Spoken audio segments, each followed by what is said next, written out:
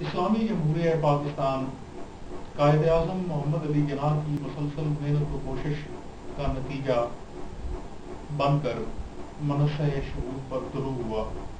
یہ وہ وطن ہے کہ جس کی خاطر ہمارے آباء و اجداد نے اپنی جانوں کا نذرانہ پیش کیا تاکہ ہم اس خطے میں اسلامی جمہوریہ پاکستان کی سنہری مسلمہ اسلامی اقدار و روایات کے فروغ کے لیے کام کر سکیں اور جمہوریت کا ایک ایسا سورج طلوع ہو کہ جس میں سب کو بنیادی انسانی حقوق ملے، ترقی اور خوشحالی کا ایک ایسا خواب شرمندہ تعبیر ہو کہ جس کی خاطر صدیوں سے یہ کاوش کی جا رہی تھی۔ آج ہماری اس مختصر سی نشست میں مہمان خصوصی جناب چودھری عنایت اللہ صاحب ہیں۔ چودھری عنایت اللہ صاحب نے جمہوریت کو اپنا موضوع بنایا اور اس حوالے سے 9 کتابیں ان کی منظر عام پر آ چکی ہیں، اور آج یہ ہمارے درمیان موجود ہیں۔ ہم ان سے یہ پوچھنا چاہیں گے کہ آپ کیا سمجھتے ہیں کہ 1947 کے بعد سے لے کر اب تک پاکستان میں اسلامی جمہوریت کیوں نہیں پنپ سکی؟ اس کی کیا وجوہات ہے؟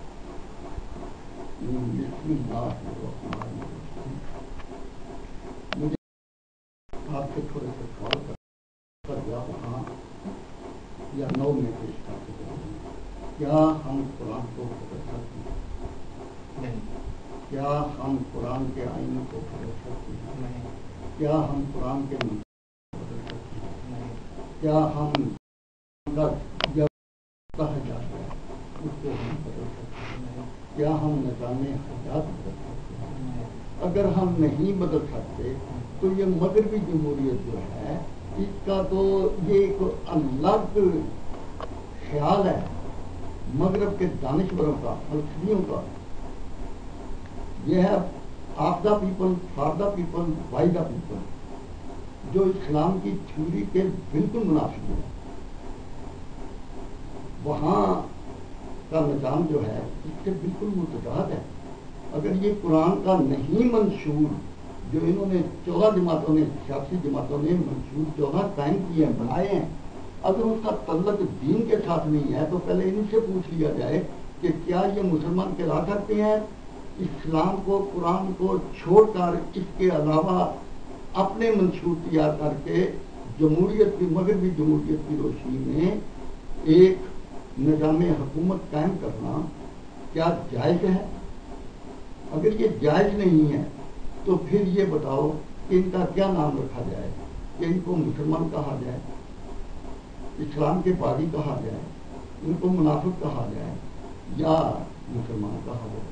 یہ آپ لوگ اہل وطن ان کے سے پوچھ لیں، جو یہ نام اپنا بتائیں اس نام سے ان کو بتا۔ پچھلی بات تو یہ ہے جمہوریت جو ہے دراصل مغربی اذہان کی پیدا کرتا ایک ایسی آئیڈیالوجی ہے جس کے تحت، جس کی روشنی میں یہ مغرب کے حکمران حکومتیں بناتے ہیں۔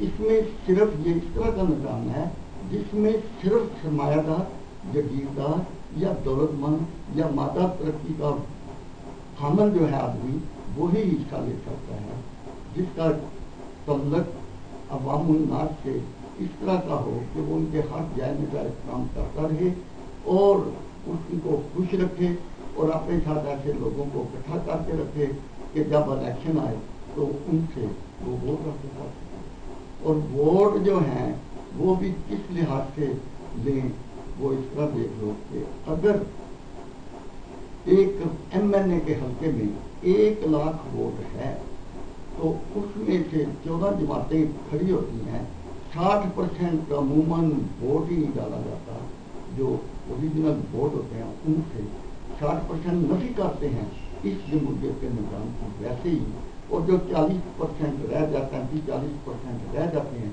ان میں فرض کرو 1 لاکھ ووٹ پول ہوا ہے تو ان میں سے 14 جماعتوں نے مختلف ووٹ لے لیے ہیں، اور اگر ایک آدمی 20,000 ووٹ لے کر کامیاب ہو جاتا ہے دوسری جماعتوں کے پاس، اور وہ لوگ جنہوں نے اس میں حصہ نہیں لیا وہ 80% ووٹ بنتے ہیں، تو یہ بتاؤ ایک آمد و تیار اس کو کیا کرتے ہوتا ہے، وہ جو بہترین دولت والا ہوگا، جو بہترین اس نظام کا رکن ہوگا، جو مال و دولت اس پر خرچ کرتا ہوگا، جو آدمی اپنے پاس چند گنڈے، چند پیروکار، چند حکومتی ٹولے کے لوگ جو ہیں جن کو وہ بینیفٹ پہنچاتا رہا ہوگا، وہ اتنے بڑے حلقے میں اس کی مدد و معاونت کریں گے.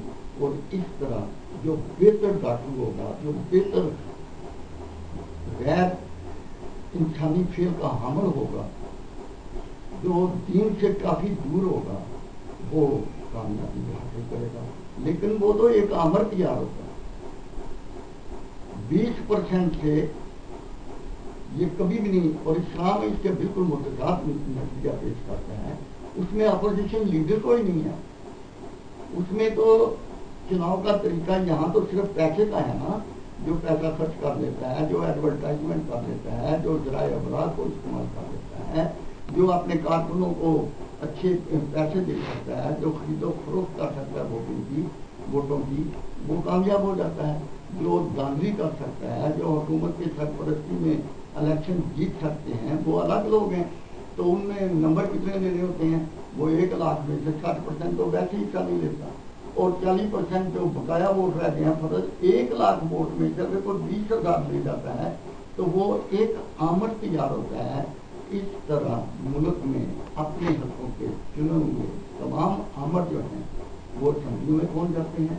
ان کے پاس ان کے علاوہ کوئی الیکشنوں میں ان الیکشنوں میں حصہ نہیں لے سکتا، نہ ہی وہ کوئی عوامی لیڈر وہاں تک حاصل کر سکتا ہے. میں یہ سمجھتا ہوں کہ آپ نے ایک مخصوص طبقے کی اجارہ اور اس کے تسلط کے حوالے سے بڑی خیال. بالکل جناب، یہ جو آپ نے بات کی کہ ایک خاص طبقہ، یہ تقریباً 6,000 آدمی کا ایک ٹولہ ہے جو بار بار الیکشن میں حصہ لیتا ہے. بار بار الیکشن انہی کے خانوادے، ان کی نسلوں کا ایک وراثت نامہ بن چکا ہوا ہے.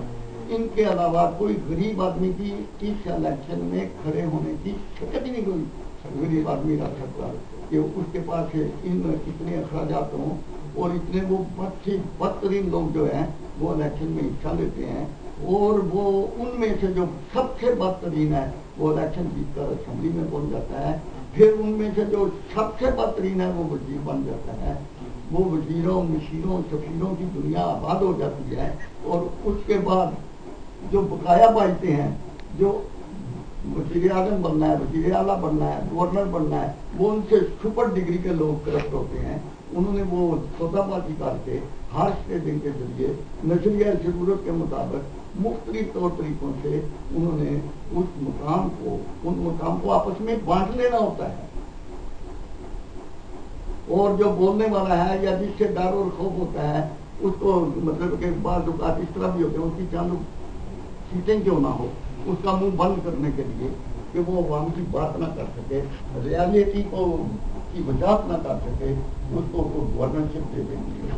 تو مولانا صاحب کو کوئی اچھے سے فضل الرحمان صاحب زندہ باد، ان کو جون صاحب یوگا مل جائے، انہوں نے حکومت میں چنتا رہنا ہے اور اپنا پورا فائدہ اٹھانا ہے اور اس نظام کا حصہ بننا ہے جہاں عدل کشی کی بنیاد ہے. یہاں تو ہم نے اسلام میں یہ سیکھا کہ ہمارے جو بڑے بزرگ ہیں یا جو ہمارے رہنما ہیں یا جو ہمارے امیر المومنین ہیں، ان کا تعلق تو یہ ہے، ان کی زندگی تو ایسی ہی ہے کہ بھائی وہ تو لوگوں کے ساتھ انصاف کرتے ہیں، لوگوں کے ساتھ انصاف کرتے ہیں، عدل کرتے ہیں، مساوات قائم کرتے ہیں، اور اپنی زندگی ان کی جو ہے وہ احسان والی زندگی ہوتی ہے. وہ اس طرح کہ وہ دوسروں سے اپنی ضروریات قدرے کم رکھتے ہیں تاکہ کوئی آدمی ان کے اوپر انگل نہ اٹھائے، ان کے کریکٹر کے اوپر. مسلمان کی جمہوریت، شرعی جمہوری نظام کا نظام جو ہے وہ اس مغربی جمہوریت کا تضاد ہے. یہ فلسفیوں کا، منطقیوں کا خود ساختہ ایک طریقہ کار ہے جس میں تمام جرائم پیشہ لوگ جو ہیں باری باری ایک اقتدار پر حاصل کرتے ہیں اور پہنچتے ہیں. اس کے بعد ماشاء اللہ جی، چودھری عنایت اللہ صاحب نے ابھی ہمارے درمیان پاکستان میں جمہوری اقتدار کے درست انداز میں पलटने के रास्ते में हायल रुकावटों का जिक्र किया है और ये वाज़ेह किया है कि एक ऐसी मजलिस शूरा की ज़रूरत है कि जो इस्लामी उसूलों के मुताबिक हो, जहाँ अदल इंसाफ हो और कानून की हुक्मरानी हो, मसावात हो और अच्छा शराई जमहूरी निज़ाम जो है उसका तरीकाकार बेटे इससे बिल्कुल मुख्तलिफ है। वो तो इस तरह है कि भाई हमने उस आदमी को इलेक्ट करना है, एक यूनियन काउंसिल में हमने 5 आदमियों को चुनना है और उनकी क्या क्वालिफिकेशन है। उनकी क्वालिफिकेशन ये है कि जितना वो आदमी अमली तौर पर नबी करीम सल्लल्लाहु अलैहि वसल्लम के करीब तरीन जिंदगी गुजारने का हामिल होगा, जितना वो नेकी परहेजगारी में आगे होगा, जितना वो मुत्तकी होगा, जितना वो ईमानदार होगा, जितना वो अल्लाह सलाहियतों का मोमन किस्म का इंसान होगा, जितना माशरे में बेहतर इंसान और इंसानियत के लिए बेइज्जत और मनफत बख्श होगा और जिसमें उस ओहदे को संभालने की अहलियत होगी, उसको हम चुनेंगे और चुनकर उनको मस्जिद तक पहुंचा देंगे। वो ये निज़ाम जो है इस तरह चलाएंगे कि छोटे से 10,000 की आबादी में या 5,000 की आबादी में उनके इलाके में जो कोई भी करप्शन होगी, जो कोई भी जुल्म करेगा, जो कोई भी कत्ल करेगा, जो कोई भी गलत जिंदगी अपनाएगा, उसका उनको ध्यान रखना पड़ेगा। वो सच्चाई के नुमाइंदे होंगे और उनको वहाँ तक पहुँचना होगा, बुराई तक, बुराई ख़त्म होगी और उसको कुरान और सुन्नत के मुताबिक सजा दी जाएगी। अगर वो कोई अगर गलती करता है तो उसके लिए भी ऐसी सजा होगी। ये मुआशरा हमने इस तरह तरतीब देना है, एक ऐसा नमूना बनाना है जो बैनुल अक़वामी सतह पर इंसानियत के दिलों में उतरे और इस तरह ये मुश्किलात जो हैं मिल्लत की, मुल्क की, हमने under the light of Islam उसके शराई जमहूरी निज़ाम के मुताबिक हमने इनका चुनाव करना है। और अगर फर्ज करो ज़्यादा मेंबर बन जाते हैं, फिर उनको कहना है कि 15-20 बन गए, 30 बन गए हैं, लोगों ने सिलेक्ट किया है, उनको कहेंगे कि भाई आओ इस जिम्मेदारी को निभाने के लिए जो तुमसे बेहतर है उसका नाम दे दो। जब 5 आदमियों का नाम आ जाएगा तो वो कोई इस तरह का नहीं कि भाई कोई एक आदमी उसका नाम सिलेक्ट करेगा, फिर उसके ऊपर जो है वो उसकी सिक्योरिटी जमा कराई जाएगी, फिर उसके लिए कई कदगन होंगी, वो उसको मतलब कई केस माफिए होंगे। नहीं, उसका तो वो देखना है कि वो शराबी नहीं है, जानी नहीं है, बदकार नहीं है, बेहया नहीं है, फहाशी का मुर्तकब नहीं है, अमानत और दयानत का मुजस्समा है, पाकीज़गी और तहारत उसके वजूद का हिस्सा है। हमने ऐसे लोगों को चुनना है और उनसे ये हम तवक्को रखेंगे कि वो सालिहीन होंगे और सालह का अमल करेंगे।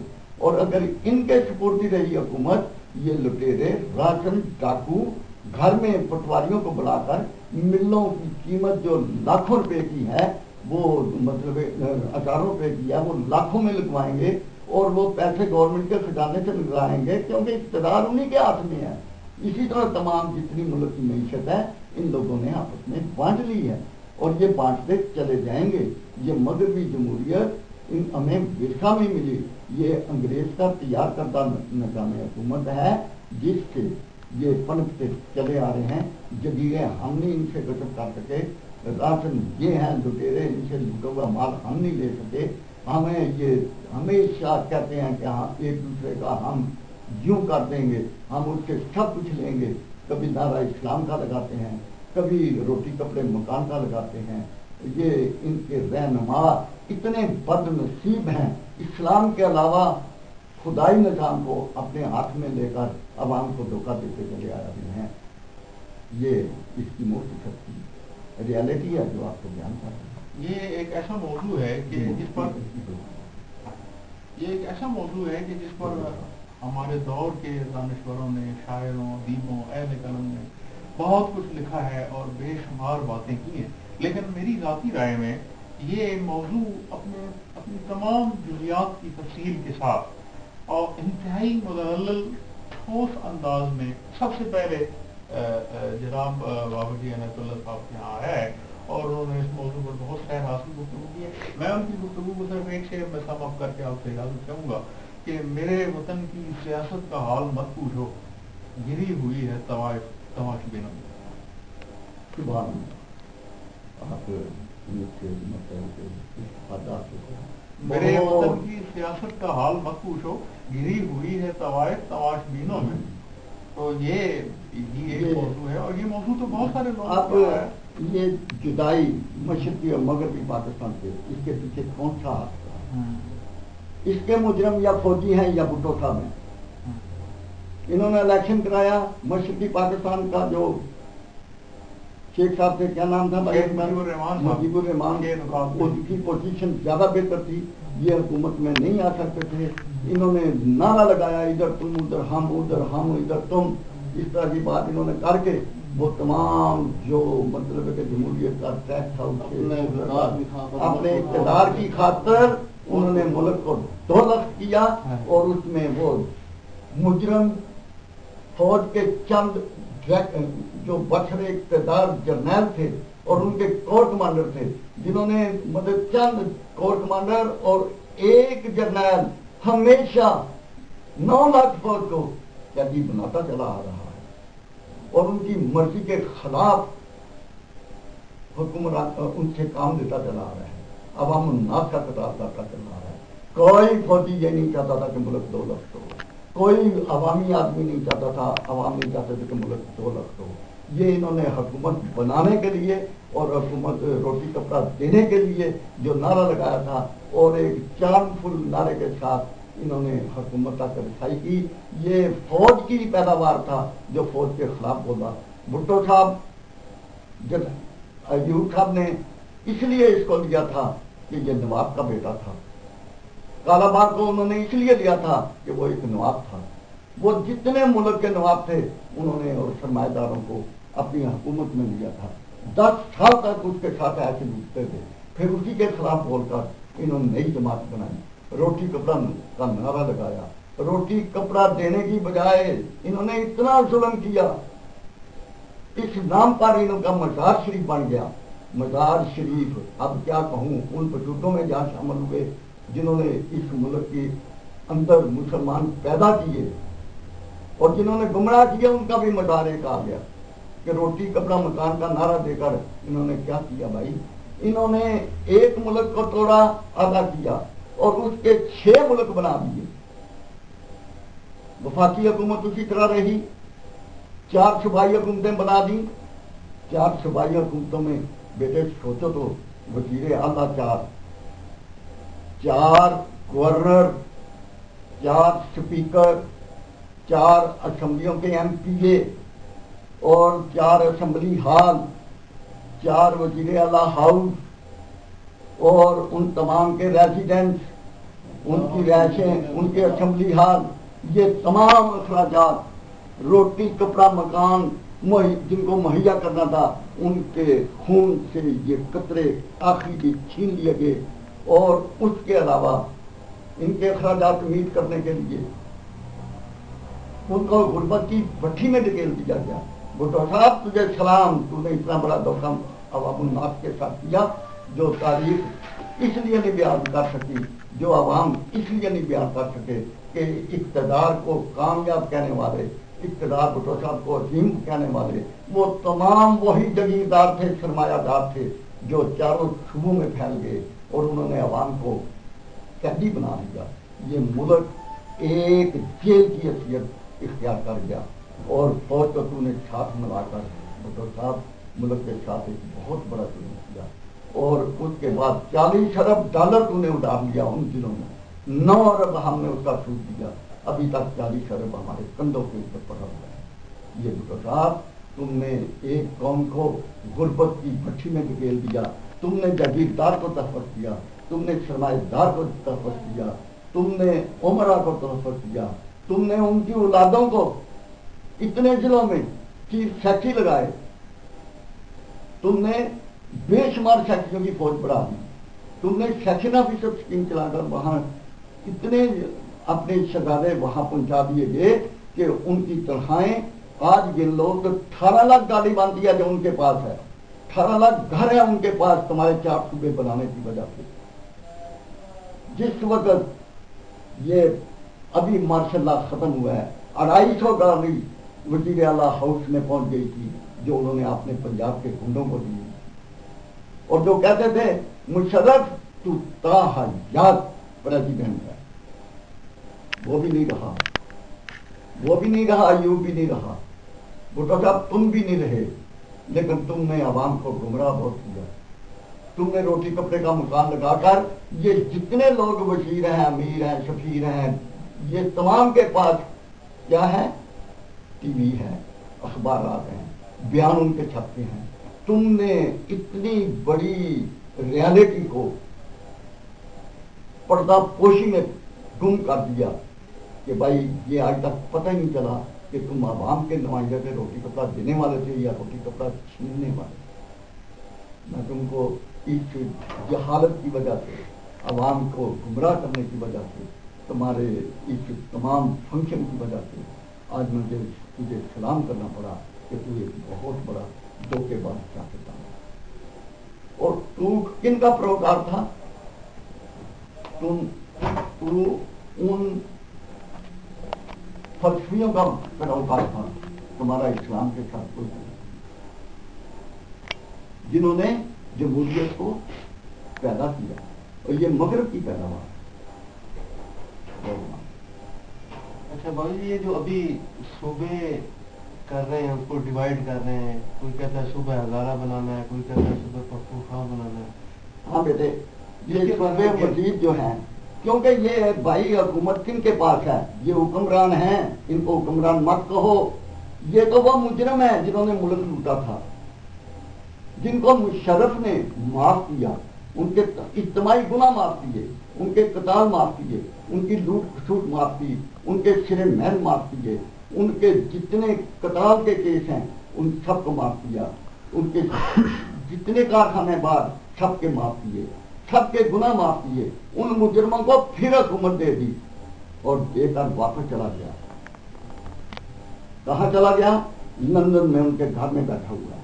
تو یہ جتنی جماعتیں آج تک ہمارے سے وجود میں آئی ہیں، ان کا تعلق فوج کے ساتھ ہے۔ فوج اور یہ جاگیردار سرمایہ دار یہ آپس میں چولی اور دامن کا ساتھ رکھتے ہیں، یہ ایک دوسرے کا محافظ ہیں۔ ایک جرنیل اور چند کور کمانڈر تمام فوج کو رسوا کر رہے ہیں، بدنام کر رہے ہیں، فوج کی تاریخ کو بدل رہے ہیں، عوام کی تاریخ کو بدل رہے ہیں۔ یہ ظالم اور غاصب ہیں، ان کے چاروں کی تاریخ کو کھول کر دیکھ لو، ایک سے ایک بڑھ کر ڈاکو ہے، اور انہوں نے جو ڈاکو پالے ان کے حکومت پھر دوسرے ڈاکوؤں کو دے دی، سودا بازی کی، ایک کو بعد۔ اب دیکھ لو نواز شریف صاحب کس کی پیداوار ہے؟ ایک فوجی کی پیداوار ہے، فوجی ڈکٹیٹر کی پیداوار ہے، اور اس کے بعد چودھری کس کی پیداوار ہے؟ یہ بھی فوجی ڈکٹیٹر کی چودھری برادران بھی فوجی ڈکٹیٹر کی پیداوار ہیں۔ اور اس کے بعد اور دیکھ لو کہ بھائی ایم ٹو ایم کے وہ کن کی پیداوار ہیں؟ وہ بھی فوجی ڈکٹیٹر کی پیداوار ہیں، اور پھر یہ فوج کے خلاف بولتے ہیں۔ یہ اتنے مطلب ہے کہ آپس میں ملے جلے ہیں، اور اتنے ان کے قریبی رشتے ہیں، آج بھی یہ موجودہ وقت بھی عوام الناس کو ایک بہت بڑا دھوکہ دے رہے ہیں۔ اس ملک کے محافظ جو ہیں ان کو پتہ ہی نہیں چل رہا کہ ہمارا مطلب ہے کہ اصل دشمن کون ہے، کہاں بیٹھا ہوا ہے اور کیا کر رہا ہے۔ آج بھی ان مجرموں کے پاس، یہ سیاستدان نہیں ہے، یہ مجرم ہے ملک کے جنہوں نے مال و دولت لوٹا ہوا ہے، یہ عدلیہ کی بات سننے کو تیار نہیں ہے، اور جتنے کیس ہیں نہ روکے وہ انہوں نے بند کرا رکھے ہیں، اور اگر کوئی ان کو چھیڑ لے تو یہ ملک غریب نہیں رہتا۔ یہ بیٹے جتنے ان کی تنخواہیں ہیں ان کو کامن مین کی زندگی دے دو، مرایات یافتہ طبقہ سے گاڑیاں لے لو، ان سے محل جو دیے ہوئے ہیں ان سے لے لو، ان کے جو سرے میل ہیں ان سے واپس لے لو، ان کی تنخواہیں ایک سپاہی کے برابر رکھ دو، تھوڑا سا فرق رکھ کر ملک سے۔ آج ان کی ضرورت ہی نہیں ہے، اس نظام کی ہمیں ضرورت ہی نہیں ہے۔ ان کا جو ہے جمہوریت نظام یہ مکمل فیل ہو چکا ہے۔ یہ تو لٹیروں راشنوں کی ایک ٹیم ہے، اور ان کے گھروں کے جتنے راستے جاتے ہیں وہ ان کے تحفظ کے لیے اتنا پیسہ خرچ ہو رہا ہے غریبوں کا کہ جس کا حساب نہیں ہے، اور مرتے جب ہیں جو بھی مرتے ہیں وہ غریبی ہیں، ان کے علاوہ کوئی نہیں۔ اگلا سوال کریں، اگلا سوال کریں نا بابو جی سے، کوئی اور سوال کریں، یکسانیت ہو جاتی ہے نا، پھر تھوڑا دلچسپی چلو پیدا تھوڑا سا اس کو اگر یہ نہیں کرتے تو میں آپ ہی تھوڑا سا شروع ہو جاتا ہاں۔ ہوں۔ مجھے اجازت چاہیے۔ چودھریوں نے پرویز مشرف کو کہا کہ ہم تا حیات اس کو پریزیڈنٹ بناتے ہیں، اور یہ تا حیات پریزیڈنٹ 10 سال وردی میں 10 سال وردی میں رہے گا۔ ان کا فرمان، ان کا مطلب اقتدار، اتنا انہوں نے کیا بھٹو سے کم ظلم کیا؟ یار تاریخ تو اٹھا کر دیکھو اور ریالٹی کو دیکھو۔ بھٹو نے تو بیچارے نے نقصان ہی نہیں کیا ملک کا۔ ملک کا اگر نقصان کیا ہے تو چودھری برادران اور ان کی جماعت کاف لیگ نے کیا ہے، قاتل لیگ نے کیا ہے۔ اس نے قتال کیا دین کا، اس نے قتال کیا عوام الناس کا۔ ان کے دور میں لال مسجد سے قتال شروع ہوا، ان کے دور میں پرویز مشرف کے دیے ہوئے پاکستانی علاقے سے جہاز اڑتے اور افغانستان کی معصوم بے گناہ دیندار عوام کے اوپر، جن کو انہوں نے مغرب تمام نے دین کو ختم کرنے کے لیے قتال شروع کیا تھا، تو یہاں سے دیسی کٹ بم جو ہیں وہ بمبارمنٹ وہاں جا کر کرتے رہے۔ وہ مشرف نے اجازت دی، انہوں نے کنٹینیو کی۔ دوسرے جرنیل صاحب آئے، انہوں نے انہی کی پالیسی کو اپنایا۔ یہ کیوں؟ اس میں کون سی اذیت ہے بھائی جرداری میں کہ یہ پرماننٹ ہمیشہ کے لیے یہاں بیٹھا رہے گا؟ یہ تمام کو اکٹھا کر لیتا ہے۔ نو ناٹ ایٹ آل، ایسا نہیں ہے۔ امریکہ اس کے پیچھے ہاتھ لیے بیٹھا ہوا ہے کہ تم سے وہ کام لینا ہے جو جرنیل نے کرنا تھا، اور اس جرنیل کو مطلب ہے کہ اس طرح انہوں نے کی رکھا ہے کہ فوج بیچاری 9 لاکھ فوج قیدی کی سے مجبور ہو کر اپنے بھائیوں کو قتل کر رہی ہے، اپنے لوگوں کو قتل کر رہی ہے۔ یہ تو دہشت گردوں کی انتہا ہو گئی۔ اور انہوں نے ظلم کیا کیا تھا چودھریوں نے؟ انہوں نے 51% مستورات کو حقوق دیے، اور یہ اسلام کے حقوق سے زیادہ مستورات کو حقوق کون دے سکتا ہے؟ اسلام کے حقوق دیکھو، پڑھ کر دیکھو، سن کر دیکھو، سب سے بڑا حقوق ماں کا رتبہ دیا عورت کو، اور بیٹی کا رتبہ دیا، بہن کا رتبہ دیا، اور دادی کا رتبہ دیا، پھپھو کا رتبہ دیا۔ یہ تمام رتبے جو ہیں قابل احترام ہر فرد کے لیے ہیں۔ اگر کوئی کمی بیشی کہیں تھوڑی بہت ہے تو وہ معاشرے میں ہر جگہ ہوتی ہے، اور اس کو اس لیے پنپی ہے کہ حکمران یہ تھے اور انہوں نے اس کو مشکل کیا کہ عورتوں کے ساتھ زیادتی ہو رہی ہے۔ یہ زیادتی نہیں، یہ انہوں نے زیادتی کی ہے۔ 51% مستورات کو حقوق نسواں کے نام پر ان کو دیے حقوق، اور ان حقوق کو کن کو دیے؟ اپنی بیٹیوں کو ایم این اے بنایا، اپنی بہنوں کو ایم پی اے بنایا، وزیر، مشیر، سفیر، سپیکر اپنے اسی ٹولہ کی مستورات کو بنایا۔ اور اگر مرایات یافتہ طبقہ میں آیا تو ان کی بیٹیاں، بانجیاں اور تمام رشتے دار جو کی پوسٹوں پر پہنچ گئے۔ وزارتوں میں آیا تو ان کی بیٹیاں پہنچ گئی۔ خرچہ اگر خود نہیں آیا، خود نہیں آئے تو ان کی ایک رشتے دار جہاں وزیر خارجہ بنا دی گئی۔ اور یہ تو ایک ٹولہ ہے بھائی، گروپ ہے، اس سے نجات حاصل کرنا نہایت ضروری ہے۔ ان کو کہو آپ بھاگنے کا تمہارا وقت نہیں ہے۔ عمران خان تو بھولا ہوا ہے، تو چاہے جتنا جی چاہے ان کو چوری کھلا لے، یہ ظالم اور خاصم ہے، اور یہی الیکشن میں حصہ لیں گے۔ یہ تیرے ساتھ آ جائیں گے تو کیا ہو جائے گا، یہ فوج کے ساتھ چلے جائیں تو کیا ہو جائے گا۔ ان کے اوپر جب تک کوئی مضبوط ہاتھ نہیں گا، ان کے الیکشن کے جیتنے کی وجہ سے تو وزیر بنے گا یا مشیر بنے گا، تیرے رکن تو یہی ہوں گے، تیرے پاس یہی نظام ہوگا۔ تم کیسے اس کو درست کر سکتے ہو ان حالات میں، اس مغربی جمہوریت کے تحت؟ اور تو ایک میاں والی کا مرد ہے، اور مرد بن کر مسلمان کا رول ادا کر رہے۔ تجھے میں وارننگ دیتا ہوں، اگر تو اس نظام کو چھوڑے گا نہیں تو تیرا حشر ان سے بدتر ہوگا۔ آج بھی تجھے پکار رہا ہوں، خدا را، اپنے تمام دوستوں کو جو بھول چکے ہیں، تمام حکمرانوں کو، جتنے بھی حر ہیں، یزید کے قافلے سے نکل کر ادھر آ، اور شرم و حیا کو پہچانو۔ ہم نے بیٹی کو ایم اے کیا کو ایجوکیشن میں، کون ہے جو اس کی عصمت و عفت کی گواہی دے سکتا ہے؟ اپنے بیٹے کی دے سکتا ہے، وہ بیٹی کی دے سکتا ہے۔ پھر نظام یہ دیا کہ افسر کو، وزیر کو، مشیر کو، سفیر کو بطور داشتہ ہم محکموں میں بیٹیاں پیش کریں گی۔ یہ انہوں نے وہ نظام کاٹ دیا جو مغرب میں شروع ہوا تھا۔ اب بیٹی باشمت نہیں ملے گی، ماں باشمت نہیں ملے گی۔ یہ جو فردوس جمال ہیں،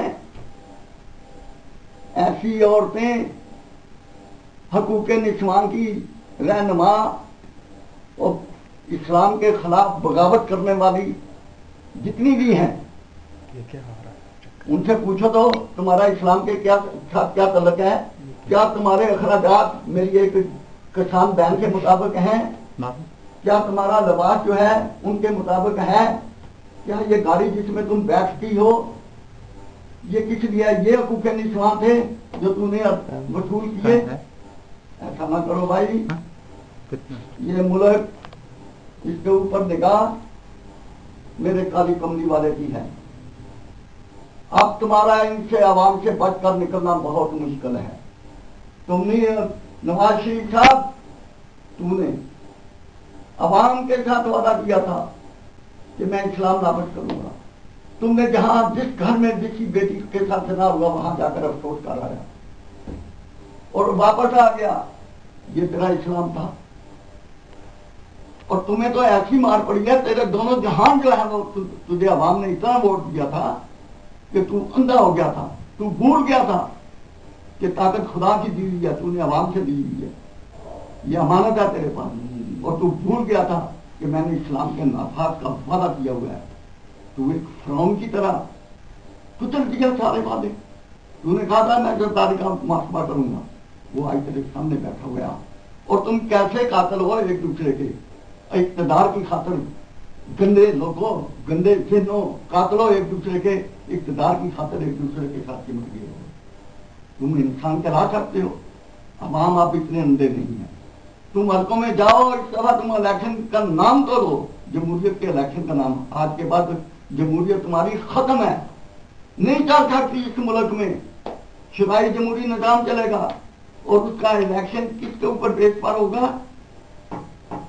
یونین کونسل کے بیس پر، جہاں ایک آدمی ایک دوسرے کو جانتے ہوں گے، پہچانتے ہوں گے۔ وہ کسی فرقہ پرست، مولانا صاحبان یاد رکھو، تم بھی مولانا صاحبان، تم نے 10 آدمی اپنے ساتھ لگائے ہوئے ہیں، عوام تم سے تنگ آ چکے ہیں، تمہارے فرقہ پرستی سے، تمہارے نام جو منسوب ہو چکے ہیں گندے کاموں کے لیے، وہ تم پر بسیں گے نہیں۔ اب ایمانداری کی بات ہے، وہی لوگ چنے جائیں گے، عوام الناس ان کو چنے گی جن کے پاس دین کی اہلیت ہوگی، جو حضور نبی کریم صلی اللہ علیہ وسلم کی قریب زندگی کے عارف ہوں گے، جو اس طرح کی زندگی گزار رہے ہوں گے۔ یہ نہیں اب تماشا چلے گا، اب تماشا ختم ہے، اب مداری جو ہے وہ جا چکا ہے۔ دادا کی نگری میں چودھریوں تم نے ریچھ لگوائی ننگی بچیوں کی، یاد رکھو، نہ تمہیں اس دنیا میں چین آئے گا، نہ تمہیں اس دنیا میں چین آئے گا۔ تم مونس لائی کے غبن کو ختم کرنے کے لیے حکومت میں گئے ہو، اور تمہیں حکمرانوں تم پر بھی لعنت، جو کہتے تھے بی بی کے قاتل یہ ہیں، اور تم نے ان کو گودی لگا کر اپنے ساتھ اقتدار کو قائم رکھنے کے لیے ساتھ بتا دیا ہے۔ اب ایسا کام نہیں چلے گا، عوام بیدار ہو چکے ہیں، آج کے بعد عوام بدل چکے ہیں۔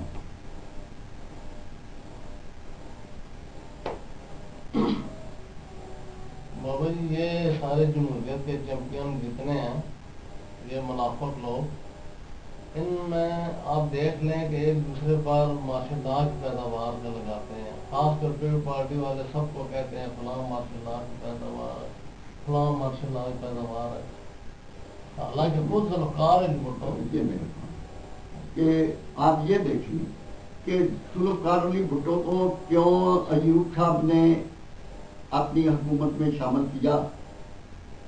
وہ تو ان دنوں میں ان نون آدمی تھا، وہ اس لیے کیا تھا کہ وہ ایک نامور باپ کا، جگیردار باپ کا بیٹا تھا، اور اس نے آ کر ابا جی ڈیڈی کہتا تھا، اور ڈیڈی کے میں مطلب ہے کہ اس کے ساتھ مل کر حکومت کرتا رہا، پھر اس نے الیکشن اس سے زبردستی فوجی انہوں نے کرایا، اس کو الگ کیا، ڈیڈی کتنی توہین کر سکتا تھا وہ توہین کی، اور آپس میں نفی کے عمل کو اٹھا کر آپس میں لڑائی اور جھگڑے ملک میں کروا کر روٹی کپڑے کے نام پر ملک میں ایک طوفان برپا کر دیا اور عوام کو گمراہ کر دیا، اور خود اس کا رزلٹ یہ نکلا 3.5 سال سے حکومت کام کر رہا ہے کہ خود وہ مارشل لا کا 3.5-4 سال تک ایڈمنسٹریٹر بنا رہا۔ یہ کیسے لوگ ہیں بھائی؟ انہوں نے عوام کو آج تک بیوقوف بنایا ہے، اور عوام الناس کو خاص کر مجھے یہ بتاؤ کہ یہ جتنے لوگ ہیں، جتنے وزیر بنے، ان میں کوئی غریب